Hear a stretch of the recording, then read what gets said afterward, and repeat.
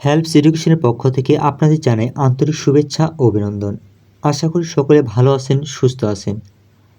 আজকের আমাদের টপিক ভাগ কাকে বলে, ভাগের কয়টি অংশ ও কি কি, এই নিয়ে আজকে আমরা বিস্তারিত জানব।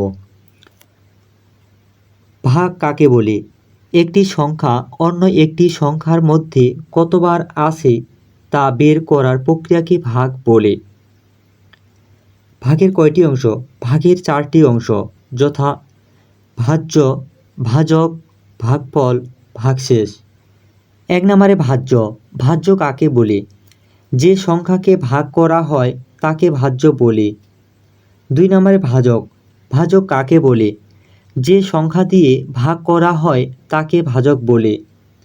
3 নম্বরে ভাগফল। ভাগফল কাকে বলে? ভাগ করার পর যে ফল পাওয়া যায় তাকে ভাগফল বলে। 4 নম্বরে ভাগশেষ। ভাগশেষ কাকে বলে?